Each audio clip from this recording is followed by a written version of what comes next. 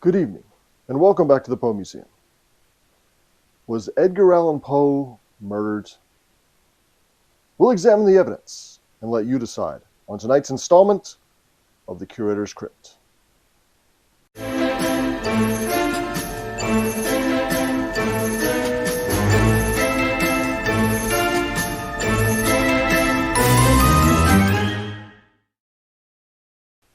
This evening I'll be responding to a comment from one of our Poe Patreon patrons, Claire, who wrote this: I have trouble with the cooping theory, even though it does fit the scenario of Poe's death. I have read the opinion piece, Was Edgar Allan Poe Murdered by Thomas Brady, which I rather agree with, and Mr. Brady leans towards the idea that Poe was murdered, as do I, whether it was his fiancée Elmira Shelton's brothers who did the deed, or an enemy or enemies of Poe. I am most curious to know your thoughts on the subject, Mr. Sintner. Do you think you could put together a curator's crypt about it? Well, here's our video response to Claire's comment. So for those of you who have been following previous videos, you really should just watch the previous videos and find out what this whole cooping theory is all about. But the gist of it is that 4 days before Poe died in Washington College Hospital in Baltimore, he was found semi-conscious, dressed in somebody else's clothes at a polling place on Election Day. And a lot of people believe that the problem was that he'd been cooped. And cooping is where political gangs would find somebody that was from out of town that nobody recognized, nobody would miss. They drug them and use them as repeat voters, just dragging them to the polls, changing their clothes each time after they voted so they could vote again without anybody really noticing, and then they just left him there for dead. And this does explain the change of clothes, does explain why he was at a polling place, doesn't necessarily explain what killed him 4 days later in the hospital. He never recovered well to tell what had happened to him exactly, but the doctor said he was in and out of consciousness, he was talking to shadows on the wall, not making any sense. And the doctor eventually attributed his death to phrenitis, which means inflammation of the brain, kind of a catch-all. There's something wrong with his head. So first of all, I did check out Thomas Brady's blog post, and the address is right down here. And you might be disappointed to know this is not the football player. This is a different Tom Brady. And a lot of his argument is inspired by this book from 1998. It's Midnight Jury, The Mysterious Death of Edgar Allan Poe by John Evangelist Walsh. Not John Walsh from America's Most Wanted, different John Walsh. And, of course, we have a copy signed by the author. And a lot of his argument is inspired by something that goes back to 1857, so just 8 years after Poe's death, in the United States Magazine, right back here. It's an article about Poe by Elizabeth Oakes Smith. So check out that portrait of Poe there.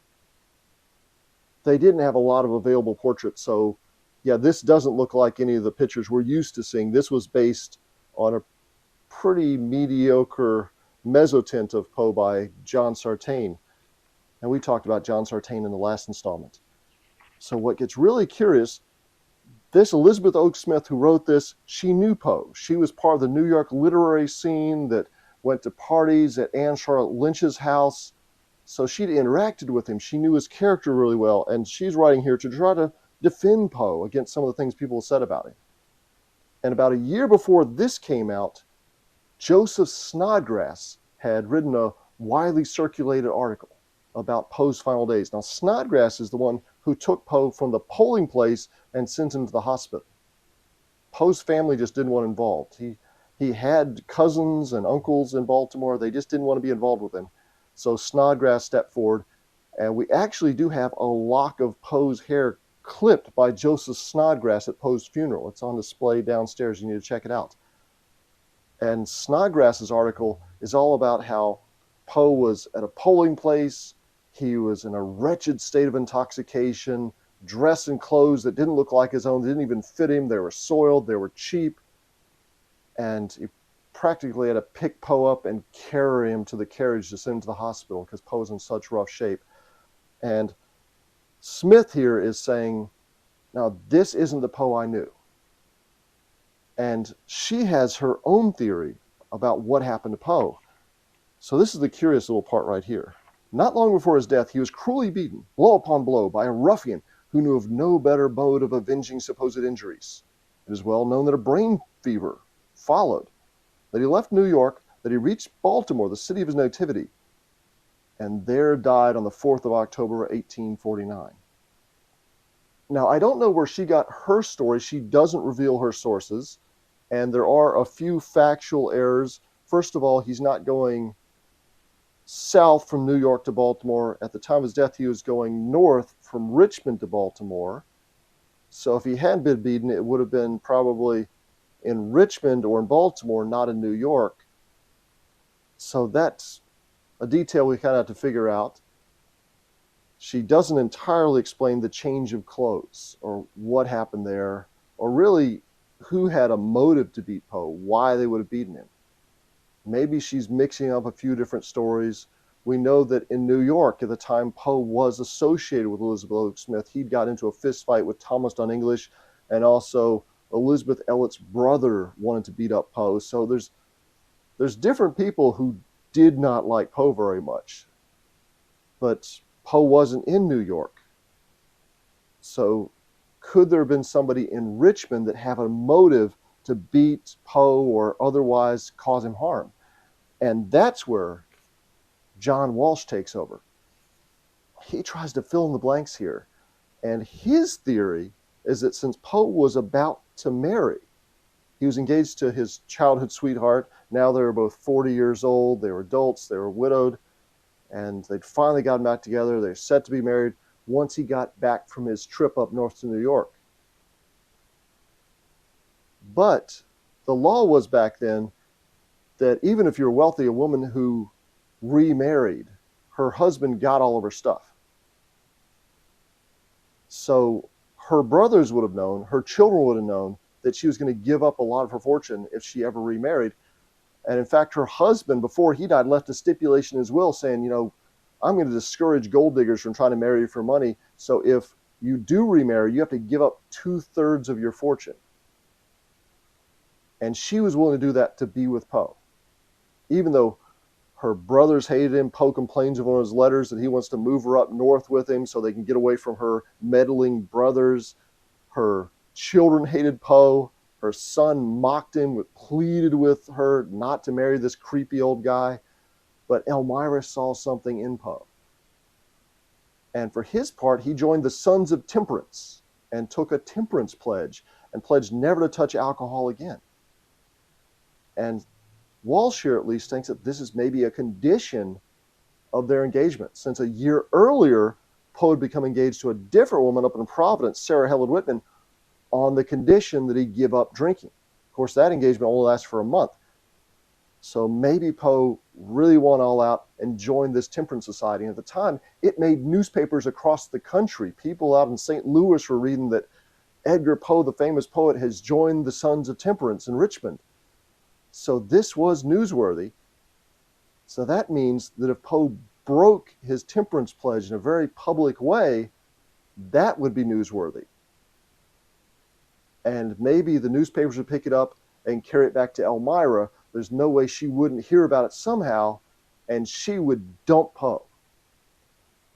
So Walsh's theory here is that the brothers followed Poe up to Baltimore and got him to drink. They forced alcohol down his throat, got him really sloshing drunk, and left him at the polling place where they know he'd be found. And they contacted a magazinist, a typesetter, Joseph Walker, who's the one who saw him at the polling place and wrote to Snodgrass, who was his boss at the Baltimore Sun, and said, get on down here. There's a gentleman a little bit worse for wear who goes by the name of Edgar A. Poe. He's in need of immediate assistance. So maybe they tipped off somebody at the newspaper, although why would they have tipped off the typesetter? Wouldn't they have just gone straight to Snodgrass because he's a temperance advocate? He's somebody that knew Poe but also could not stand alcohol and wanted to get alcohol banned. But either way, that's the theory. That's how Poe got picked up. Now, Tom Brady, not the football player, he expands on this and says, well, that's really not very provable. How do we know that Elmira's brothers would have made it there? There's a lot of suppositions here. So he thinks that, well, maybe they didn't kill Poe, but somebody did. Some of the suspects that Brady introduces are maybe other writers whose careers have been ruined by Poe's harsh reviews. Poe was a literary critic. He loved to really trash talk other writers and loved to accuse other writers of plagiarism. And the thing is, Poe did write a lot of negative reviews, probably embarrassed some people, humiliated some people, but it didn't seem to really ruin their careers, because Poe really liked to pick on, say, Longfellow, for instance. And Longfellow and a lot of the other people that Poe made fun of had very successful careers. Poe criticizing them really didn't hurt that at all. Now, there could be personal reasons that Poe could have had an enemy there. We know that John Hill Hewitt had gotten into a fist fight with Poe in Baltimore years and years earlier. So there were people in Baltimore who knew Poe and probably didn't like him very much. But if Poe had gotten into a fist fight, there'd be evidence of it. If somebody had beaten Poe, the doctors would have examined him and at least seen this.